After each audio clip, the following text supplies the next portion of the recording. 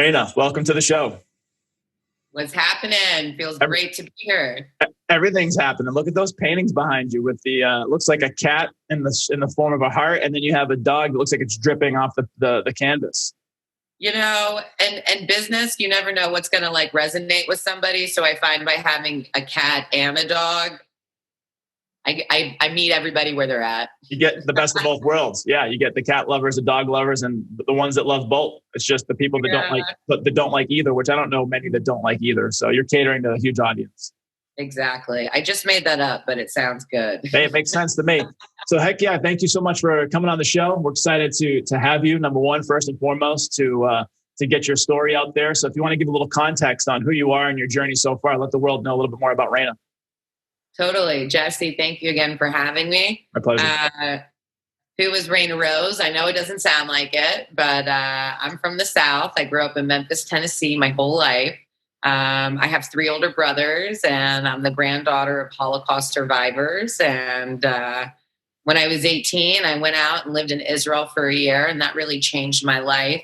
They say that life starts at the edge of your comfort zone, and I did a bunch of crazy things that I would never have the opportunity to do otherwise, like archaeological digging and joining the army. And my plan was always go to college, study business, make a lot of money, go into politics.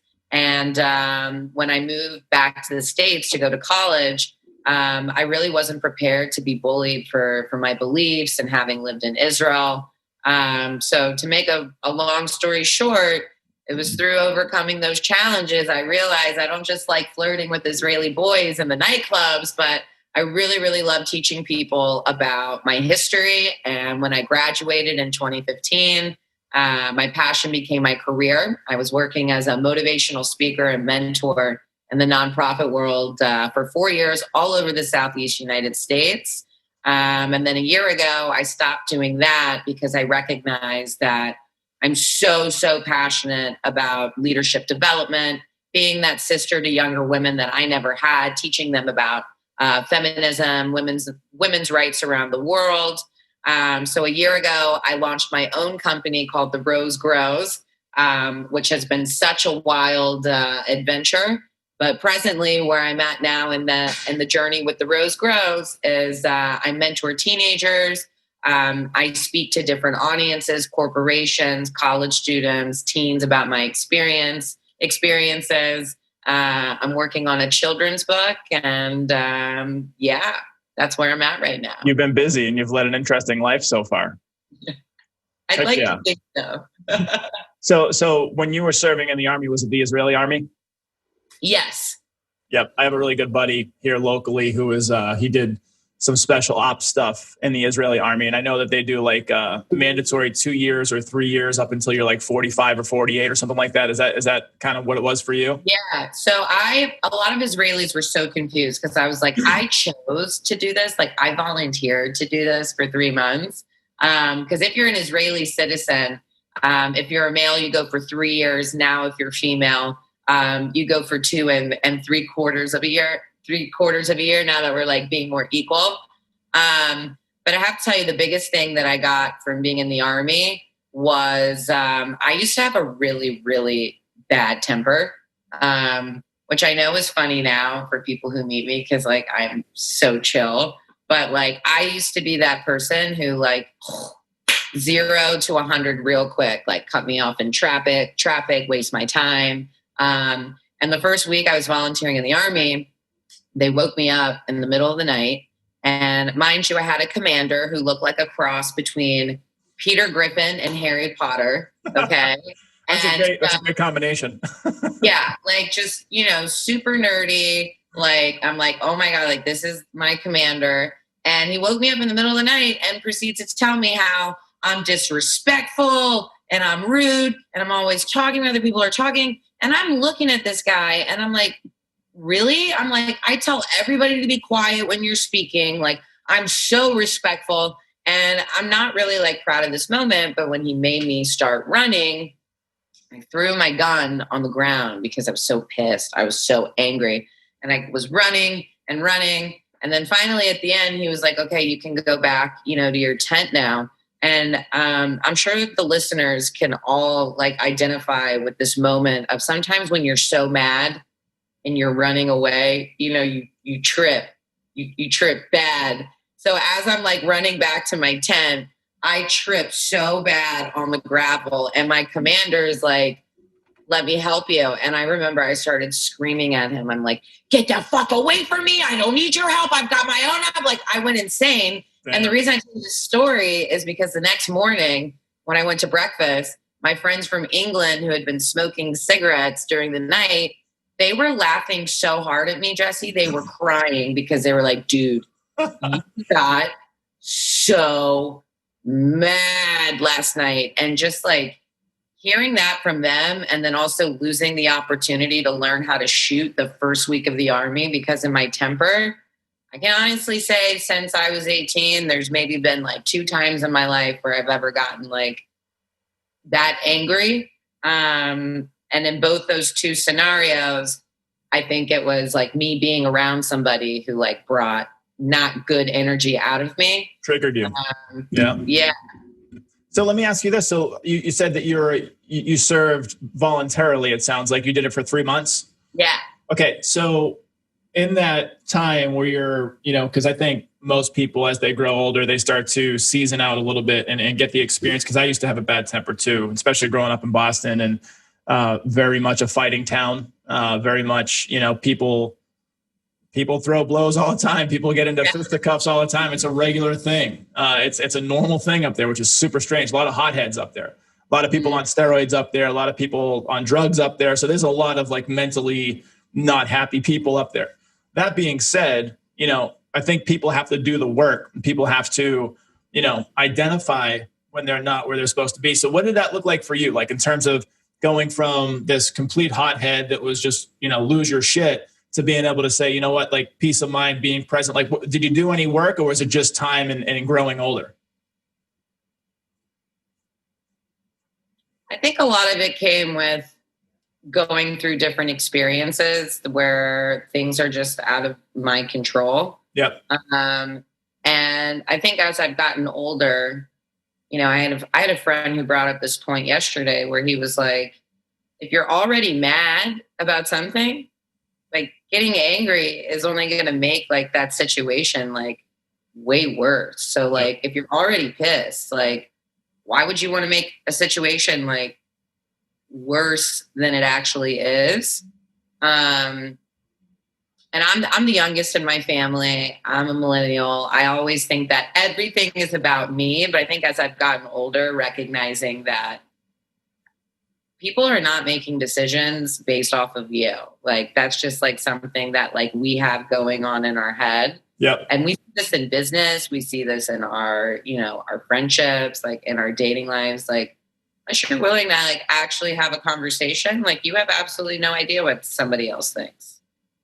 That's right. So it's just, you probably gained some perspective and just kind of was, had some experience to be able to move through that. And so talk about, you said your grandparents are Holocaust survivors. What was that like, obviously from their perspective, educating you on that history? And then how did that bleed into your life, and how did that like dictate how you operated in the world with that information? Totally. So there's 2 parts I want to answer that. Number one is, my grandparents passed away when I was really young. I really don't have memories with my grandmother, but with my grandfather, my memories with him were towards the end of his life when he had developed Alzheimer's, and, me sort of like taking care of him with my family. I actually like got to feed him his last meal, Wow. before a week later he had passed. So that taught me a lot, in 4th grade. So I never got to have like the mature conversations with my grandparents about their experiences. I only knew them as like a loving grandparent, right? But my father, my whole life has had such a strong commitment to Holocaust education and being involved, that everything I grew up with in terms of an example and knowing about the Holocaust came from my dad, who was the first Exelbierd born in America. The majority of my father's family was murdered in the Holocaust. So my dad's big brother was born in Europe in a DP camp, which after the war, the Jews didn't have anywhere to go. So these displaced persons camps were opportunities for Jews to learn a skill, so that when they immigrated, they had a job. And what's interesting in terms of like how my grandparents' history like affects me today, when I first graduated college, my whole life, my dad had this book from my grandfather from the camps written in Yiddish. We had no idea what it talked about from the DP camp. And we kind of thought it was like almost like a yearbook of the camp. Yeah. And one of my Holocaust survivor friends, I had her translate the foreword in this book that my grandfather had written. And what was insane was the way that she was describing my grandfather and the way that he wrote. I felt like she was talking about me. And for the first time in my adult life, period, I compared myself to my grandparents as like equals, as adults, not as like, you're this like loving, thing to me. And throughout the letter, my grandfather, wrote about like the importance of Israel, like the importance of having Israel. And the last line he said is, and all we want to do is just be in Palestine, which was the name of the region at the time. And even though this was written right after World War II and Israel was created in 1948, the idea of Israel was such a far-fetched thing that I was bawling my eyes out, because when I graduated college, I was working for an organization with the mission of Israel education and anti-Semitism. And here I am, 23 years old, baller job out of college, Holocaust survivor is like translating my grandfather's words to me. And it was just like, even though my dad had this book like his whole life, like this was the most meaningful moment for like me to learn this and to be able to share it with him. So really it's just that history has just always inspired me to like see people as people, not your age, not your color, not your culture, and just the importance of like being kind and having conversations with others. I think that transcends all politics, religion, bullshit, anything that like people want to try to say is, something that should divide us, because underneath it all, we have way more in common than we do different. These are all beautiful life experiences in such a short amount of time. I mean, with being, serving in the military over there for 3 months and then having this traditional, family heritage that goes back to one of the most heinous, crazy human experiences that ever existed. And it's obviously shaped you into this diverse, kind of citizen of the world in a sense, where you can really adapt and get along with anyone. So how do you translate that experience? Like, so like, I guess more the question is, are you still big into keeping that tradition and that knowledge alive in your day-to-day life and sharing that with people? Do you still convey that message, and how do you do that? Oh yeah. I'd say, the biggest thing with marketing is the message, right? Like you need to know who it is that you're speaking to.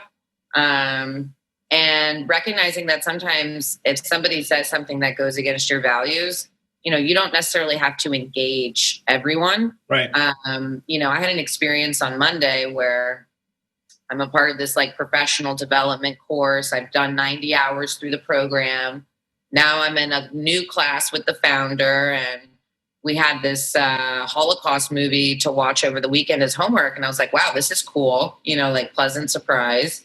And in class, when we started having the discussion, this facilitator said that everyone is responsible for the Holocaust.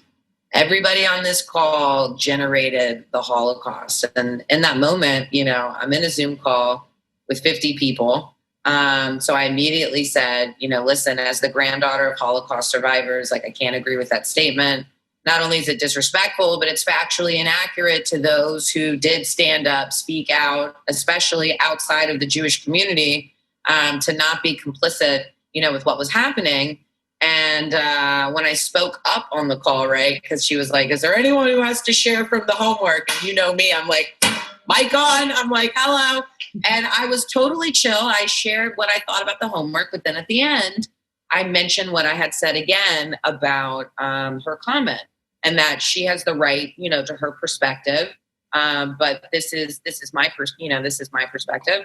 And her response to me was, you are part of the machinery of why our country is still so divided. And you need to realize that this isn't about picking sides, right? And what I want to point out is that the old Rayna, like 2 or 3 years ago, I would have immediately been texting people, been like, let's put this woman on blast. We need to put her on social media for her comments. But something that I learned working with teenagers is that many times when people say something that's hateful or, racist or anti-Semitic, or in this case is Holocaust distortion, right? Changing the facts, not denying the Holocaust. Many times people are coming from a place of ignorance. They don't have Jewish friends. They haven't been exposed to that history or that narrative. You never know what they hear at home or what they see on social media. So what I learned is when you see something hateful or something that upsets you, the first response should always be, let me have a conversation with that person. Yeah. Because if you blow somebody's spot up before you actually figure out where they're coming from, not only are they never going to want to talk to you about your viewpoint, but they actually probably will begin to start hating you and whatever community you represent for putting them on blast. So I emailed the facilitator and said, you inspired me to start my own virtual mentorship program with teens. You're an inspiration. I've graduated 3 classes. I love that you included a film in your curriculum. Can we please have a conversation? I have some questions about the feedback. And unfortunately, she got back to me and she sent me some 23-minute bullshit video about, I don't even know what, saying that was the answer and that we would talk more in other classes. And I have to say 2 things here. Number one, I'm not angry. I'm empowered. In fact, on Tuesday, I spoke to a marketing firm about anti-Semitism, and this made a great story to use. And that sometimes just because somebody's a teacher or an authoritarian position doesn't mean that everything that they say is correct.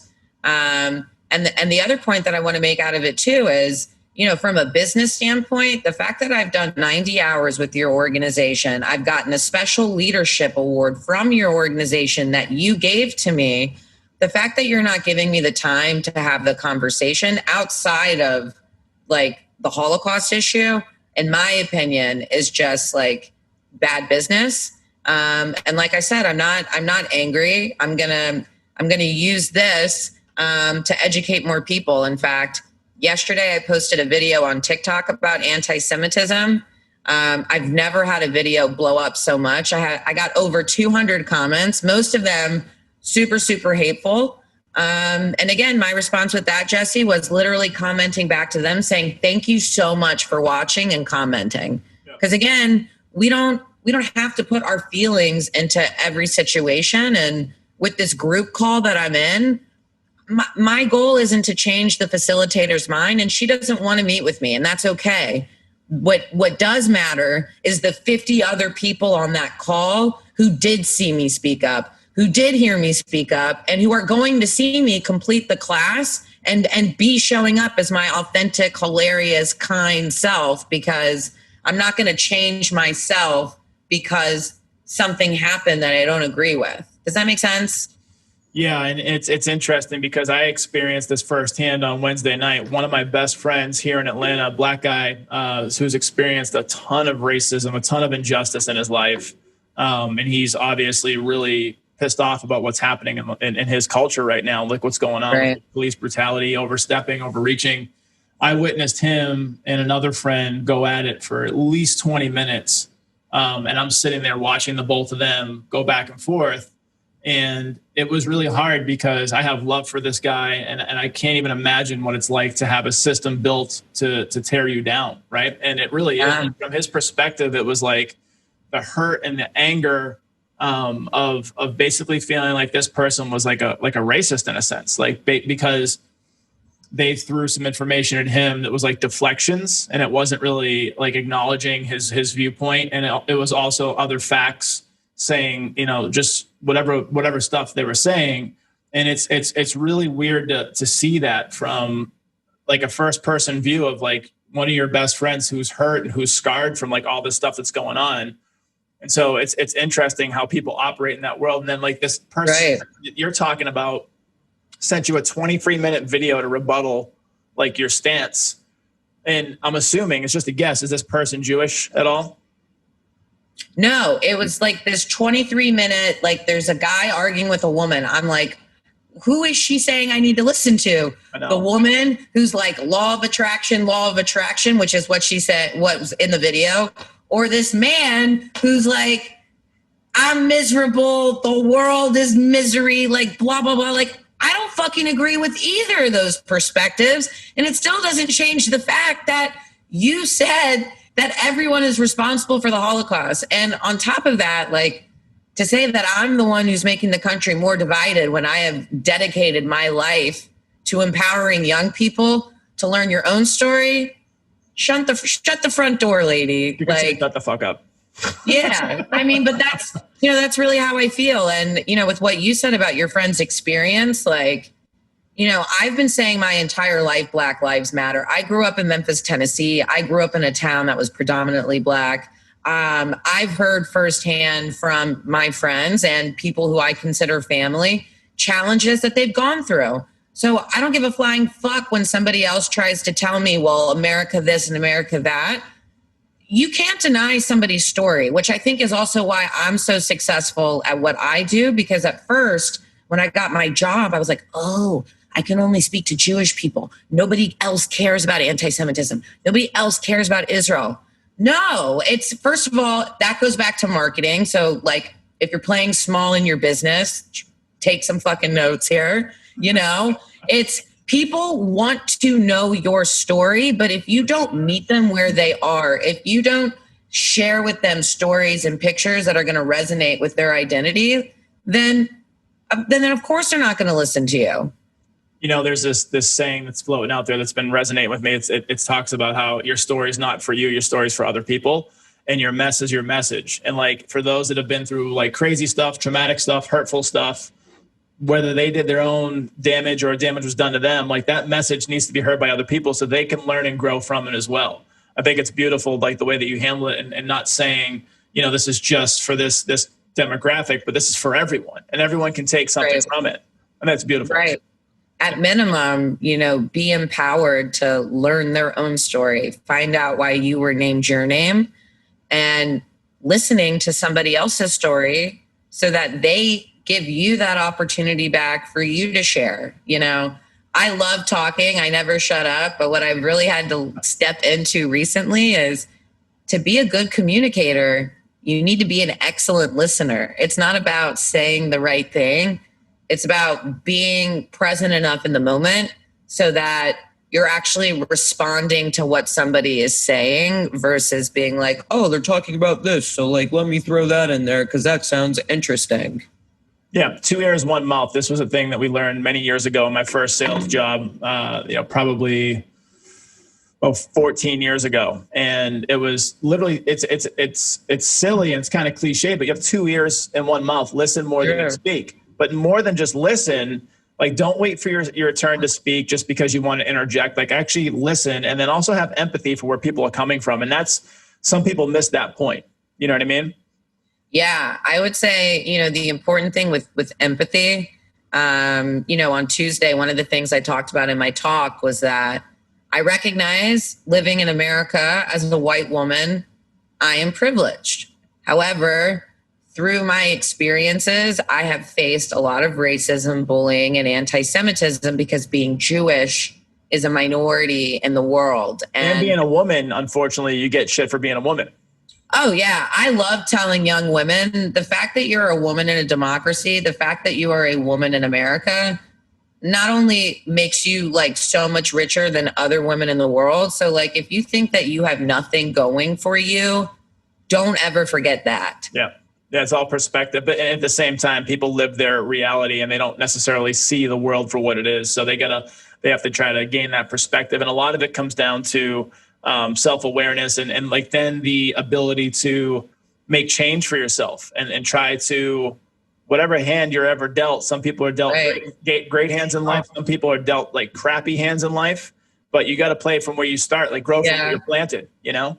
Yeah, I love that you said that. My late father used to say it all the time, Rayna Rose, you play the hand you're dealt. And it's so true. You know, some seasons are better than others.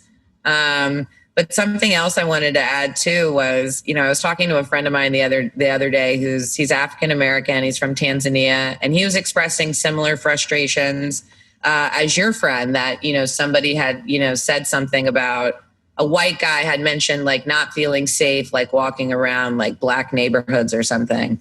And the longer we talked about it, I was like, you know, Abby, this relationship that I just explained about, you know, me being white, but me being Jewish, Abby is a black Muslim. So what we started talking about is, you know, people see you as black and that's one experience. Like he was telling me, you know, every week he sees these things on the news. And if he really holds on to it, it makes him feel like shit for a week. So he's at a point now where like he has to kind of just like almost ignore it. Yeah. But we were also talking about throughout his life, how many times people have probably said racist things about Muslims and Islam, not knowing, you know, that that's his background. And just because somebody is white, you know, or just because somebody appears a certain way, we don't actually know their background unless we have that conversation. Yep. And that's why when you say practice empathy, like you need to be really conscious of what you say because you could unintentionally be offending somebody. Yeah, that was part of that dynamic on Wednesday night too, for both sides, was they didn't really know where either one was coming from. And they tried to, it was really hurtful for me because I was watching two people, you know, one that I've known for a long time that I love and like a new friend. And it's just like, I was in this weird position of, I had to sit there and kind of watch them go at it. You know what I mean? And like, they would look to me and ask me questions and like validate like their point of view. And I would, if I agreed with it. And it was like being stuck between like a rock and a hard place because two people that I care about at different levels were like, I couldn't help either one of them. And I'm the guy that wants to help, you know? So it's really interesting. Right. So talk to me a little bit about, you know, how you pivoted into what you're doing today. Because I know you said you're doing it for about a year and a half, give or take. Let's walk down that road of how you actually decided to do what you do today, what it is that you do, and like some of the growing pains you've experienced in the last year and a half. Totally. So I've spoken to over 100,000 people in my life of all different backgrounds. I would say predominantly public school teenagers, and I've mentored hundreds of students. And when I was working in the nonprofit world, my job was sort of like twofold, mentoring the students and then going out and speaking. And I loved the speaking and I really loved working with the students, but because I had so many responsibilities in one job, over time, the mentorship part, I kind of grew to resent because the students, the total of them who I was responsible for kept piling up because I really loved what I did. And I was such an overachiever, which I've never been that in school or anywhere else in my life, but like just the empowerment that I got, you know, from making a difference in a child's life. Like I'll never forget in college, I used to be like so upset. I didn't have hundreds of thousands of followers. Like this guy I loved, I'm putting air quotes there, listeners, loved, like dumped me for like some Insta model. And even though in college I had all these opportunities to travel and speak and be a badass, I didn't really feel that great about myself because I didn't have all these followers. But once I started my career of impacting children and getting messages from kids about how I made a difference in their life and how I inspired them with my story, that by far is like more fulfilling than any stranger online telling me they like my butt or like I look hot, you know, in a photo. And I know that sounds crazy, but I've always been very confident in my life, but in my 20s, that was definitely something I had to get over because, you know, this influencer culture, you know, is so huge. It's all a facade, by the way, too. It doesn't matter. Right. Like having right. 100,000 followers, like, yeah, like you could monetize that, but like, how are you changing lives? Right. Like how are you affecting people? Right. And if it's right, like there's certain people out there that talk about this, like Gary Vee all the time. He's like, yeah, so what, you have a nice butt or like you're a fitness person. Like anyone can do that. He's like, go out there and actually like change people's lives. Exactly. Like be your own influencer, be nice to that person in line. So I totally agree with that. And after doing the same job for 4 years, you know, I was getting invitation to speak in other places. And because it was outside of my territory, I couldn't go. I couldn't like freely work with all my contacts on projects, you know, because when you work for an organization, there's a lot of red tape and layers and having to get permission for things. And so,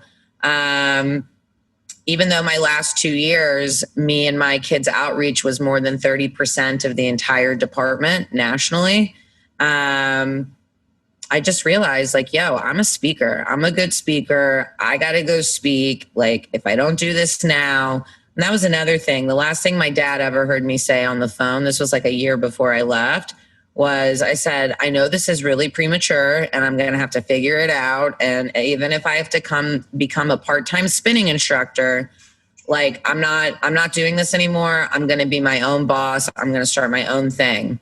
So let's talk about that. Yeah. Talk about the process. Yeah. So at first I was like, okay, I'm an amazing speaker. I'm just going to reach out to a lot of people I know because I know a ton of people and be like, yo, hire me. And a couple crazy things happen. Number one, even though I know a lot of people, the majority of the people I know have never heard me speak, right? So they know me as a person, but they've never heard me speak. Yep. And it wasn't until I went out on my own that I actually started putting up video content of me speaking, right? So I would say it breaks into two audiences. So one was people I know, but they never heard me speak.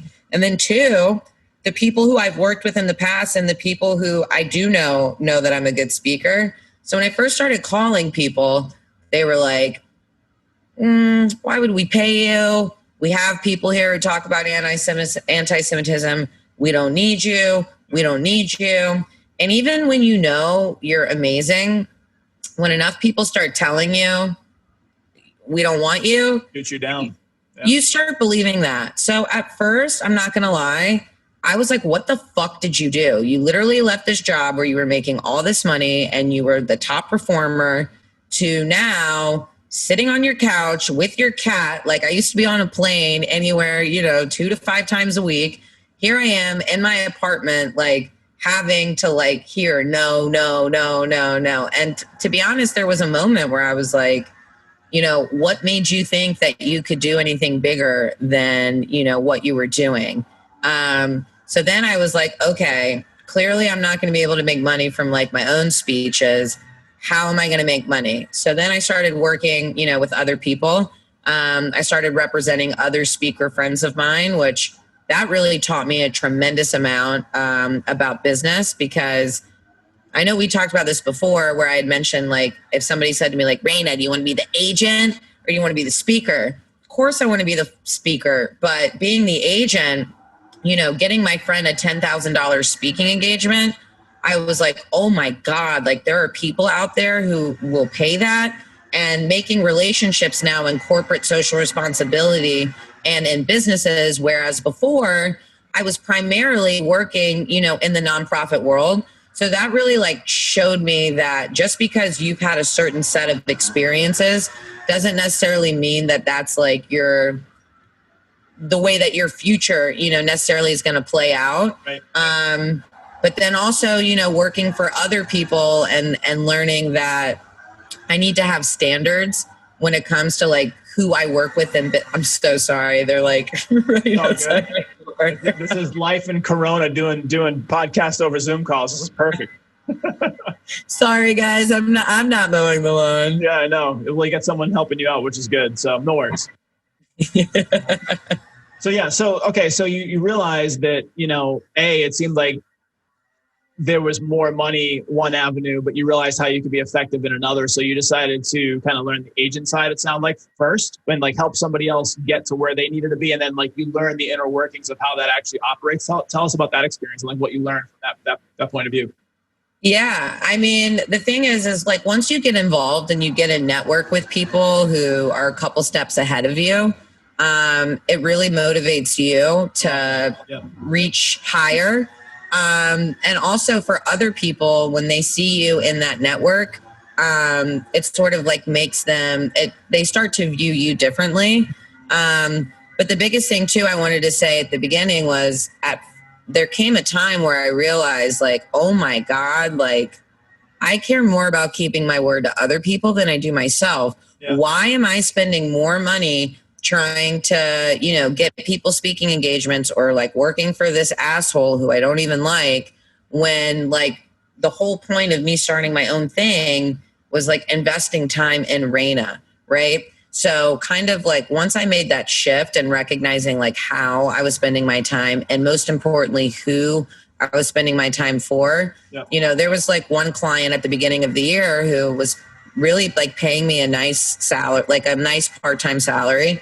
And even though I didn't really like him so much, I was like, well, I need this to like cover my bills. But that guy ended up being a jerk. He ended up like not paying me for 1 month's, work, 1 month of work. And at the time I was so pissed and I saw it as a failure. But looking back at it now, it's like, no, Rayna Rose, you learn so much about business and freelancing with clients, make them pay in advance, have a contract. Don't introduce your contacts to somebody who sucks because otherwise that's a reflection of you. 100%, yeah.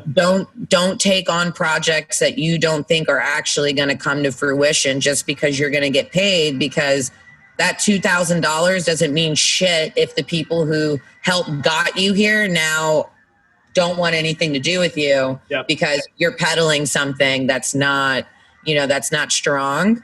It's very short-sighted if you go for the $2,000 one time versus the perpetual relationship, helping somebody, and then the amount of money that could keep coming is exponential, Right. And I have to say too, like before Corona, I spent all this time driving to meetings, mostly with like nonprofits, meeting with them, some of them 5-6 times of like, hey, let's do something. Hey, let's do something. And that's because that was the game plan I knew from when I was working in the nonprofit world, before. And then the other thing before we segue into Corona is I really spent the year going to a lot of these like professional development seminars, because when I worked in my nonprofit job, like not only was I working like way too hard to be able to have time for professional development, but let's be real, very few companies today are investing like real money for their employees to get these types of tools in terms of how they see themselves, how they view themselves in the workplace.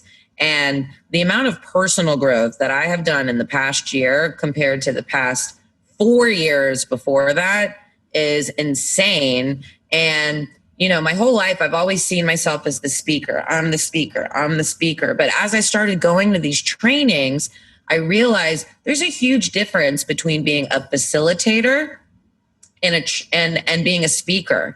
And one of the things that I've come to realize over these months is that when we look at speakers who are really successful, it's because they've built a community of people around them, right? So something that I've really stepped into these last couple months is recognizing that as a leader, I create space for others to be able to connect, for others to be able to speak up, and be heard, and for other people to lead. It's not just about me being the speaker.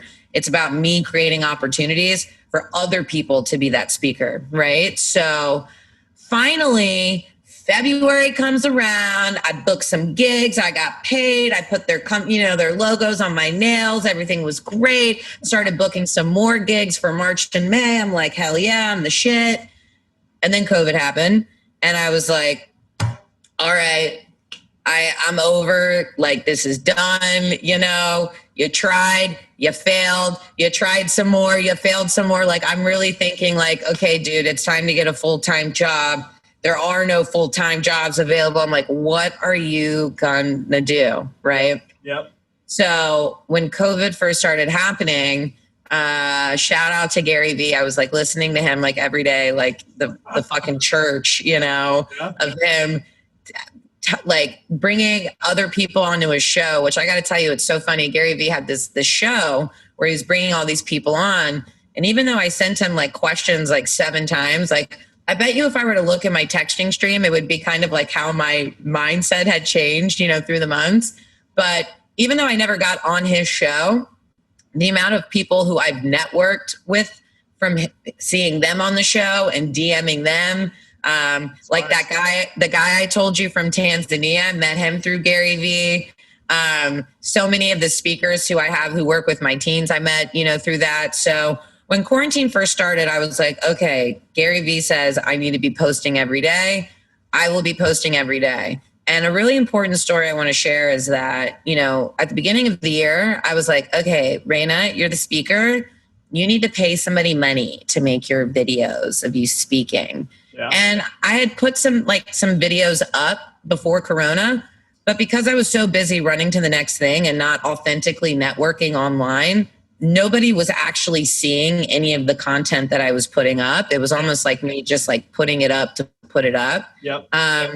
But when COVID started, I figured out how to make my own videos and I started putting those up every day, which I want to say, number one, those videos get way more views than the gorgeous, expensive ones that this other guy used to make. And 2, I had a friend like a week ago who runs her own marketing company who paid me to caption and edit videos for this business that she's servicing. You built a skill that you could monetize on.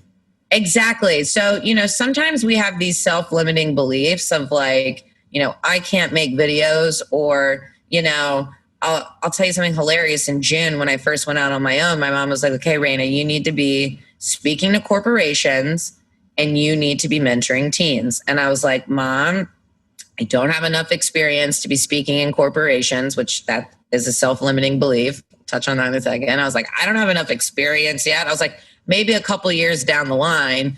And then with the mentorship part, I was like so burnt out from working with kids before that I was like, I don't want to do this. But as I went into the year, I was going out a lot. There were like a lot of guys that I was chasing who didn't make me feel good about myself. And what I realize now in retrospect, when the validation from the kids disappeared from my life, I started seeking that in the wrong places. And now that I am actively mentoring students again, I recognize I didn't resent mentoring students. It was just the machinery and the structure around it. So for business owners, you might really, really love what you do and be so good at it, but the way that it's designed for you sucks. Yeah. So sometimes in life, you got to take a couple steps back. You got to redesign some shit in order to propel yourself forward. And that's where I'm at now. I'm making more money in COVID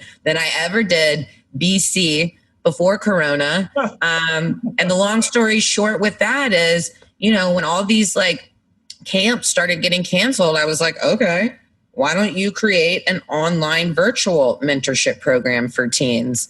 And that has been a wild journey. Like the first flyer, I didn't even want to put international on it because I was like, what if nobody from abroad signs up? And now I'm mentoring a teen from fucking Romania and Israel. And like those things would have never happened, you know, before quarantine. So really what quarantine taught me is like, stop wasting time, going to meetings, meeting people, you know, 5 or 6 times, like, Yep. Instead, by building my brand online, I've been able to bring new contacts, new possibilities in, and just like recognizing that as you do things, you know, you learn more about the skill and you get better. But people are always going to judge you no matter what. The people who know you the most, of course, they're going to judge the shit out of you. They love you, and at least they'll tell you about it to your face. But when it comes to getting started and putting yourself out there,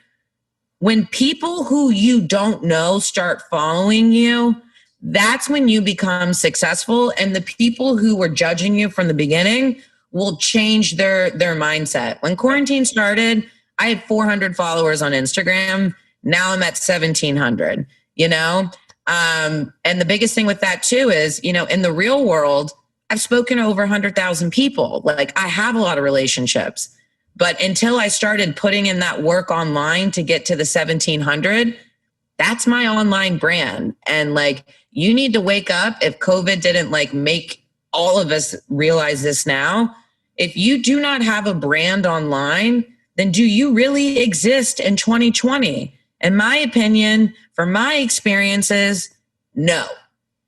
Yeah, no, well said. And I think that you talk about limiting beliefs and others limiting beliefs in themselves, and they project them onto you, right? And so if like you have somebody like a mom, dad, brother, sister, you know, spouse, significant other, friend that, you know, number one, you don't know where they're coming from. You don't know about their personal belief system and how they operate in the world. But number two, in terms of taking advice, yes, they love you and they have your best interest at heart, but sometimes they don't know how to advise you because they've never been there before, right? Right. So if you have somebody, you know, I'm a financial planner, wealth manager by trade. If you have somebody who doesn't have money in the bank, who has zero debt, who hasn't scaled up businesses, who hasn't made a ton of money for themselves and other people, trying to tell you how to do those things, you can't listen to that person. You can't. Totally. As much as they love you and they do nice things for you, like they can't take you to the promised land because they've never been there themselves. Yeah. And you know, when I work with teens, what I like to tell them is, have you ever gotten a gift that sucked, Jesse? Like you hated the gift. Yeah. But what can you not do? Can't tell them it sucks. can't give it back, right? You can't be like, this gift sucks. Yeah. And that's kind of what I like to tell teenagers about feedback is it's a gift. That gift might suck, but you can't give it back, right? And so something that, you know, I especially have had to learn as a woman, as somebody in business, you have to learn how to be able to filter that feedback. And the only way that you can filter it is by making your own mistakes, by having your own experiences. Because again, you know, two people could try, like for me, doing a sorority did not bring any value to my life and was very expensive for my parents to pay for something I didn't participate in. Yeah. There are many other people who have lifelong friendships and got jobs and it transformed their entire life by being involved, you know? So exactly what you said, just because somebody has feedback doesn't mean that should be your, you know, that should be your path. But I will say, I'm going on record, Rayna Exelbierd, my mother, you were right. You did say a year ago that I should be doing corporate talks and I should be doing mentorship because I do recognize, you know, in my business, not only is that where I'm going to get the most ROI, but like that really is where I'm going to make the most impact, especially now with COVID and with what's happening in the media and in the world. There's never been a more important or more critical time where people are willing to have difficult conversations, are willing to learn about anti-Semitism because of everything happening in the media. You know, all these teenagers who can't go back to school. My mentorship program isn't just a summer thing. Like this is a lifelong thing. Like teenagers should recognize that any day they have the opportunity to start building connections and building experiences that will bring them internships, will bring them opportunities, and most importantly, will bring them confidence. Because, you know, we live in a world right now where a lot of the wrong things are, you know, being prioritized. And unless we empower people to find their own voice and write their own story, then this is where we're at. This is where we're at. Shout out to Mama Exelbierd for being the inspiration, having the intuition, and you know, mothers know best, right? It's like the old cliche, but she knew what her daughter needed and just needed that extra push. So you and I chat very well, very quickly, and the time flies by. And so I have to jump to another podcast. But in terms of just for you, talk about like the confidence that you've been able to see grow and build for you. Like let's close out the show with that, because I think it's super important to talk about how, you know, everybody in entrepreneurship goes through dark times. A lot of times, even if you're in a people business, service business, you get lonely.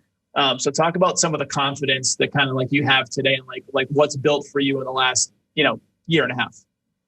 Yeah. So at first people would be like, I'm so proud of you. This is so amazing. You're so successful. And I'm like, I haven't done shit. Like all I did was leave, Yep. Like at first at the beginning, I had so many people who were like, I've always wanted to do that. I think that's so inspirational that you've done that. And hearing all that at the beginning, it was like a roller coaster to a drop because all these things weren't working out. And I was like,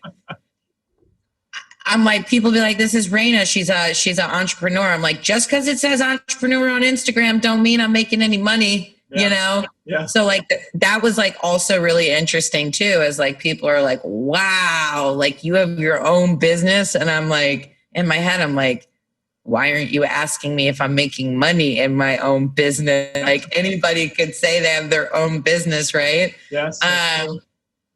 Yeah. And then just like when you go through things that don't work out, it's really hard sometimes to see the lesson. But looking back at everything I had to go through, like personally on the human level and professionally, have given me more tools like to be able to support and help other people. So like knowing that I went through something that not only made me better, but because I'm very vulnerable and transparent, like with my style of mentorship and with my friendships,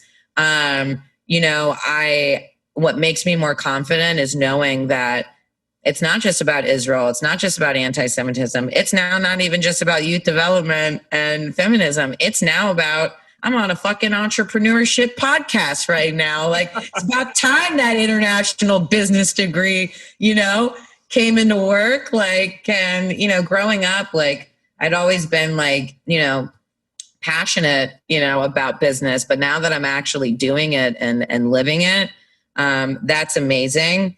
And how do I find confidence on the days where I'm not feeling it? Yeah.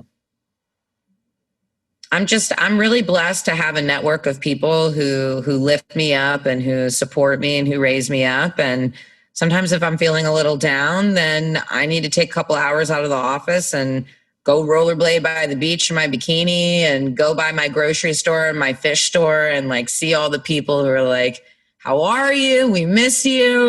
What's going on in your life? I love making other people laugh. I've also found that being a contribution for other people in their business. I'm sure some of your listeners can resonate.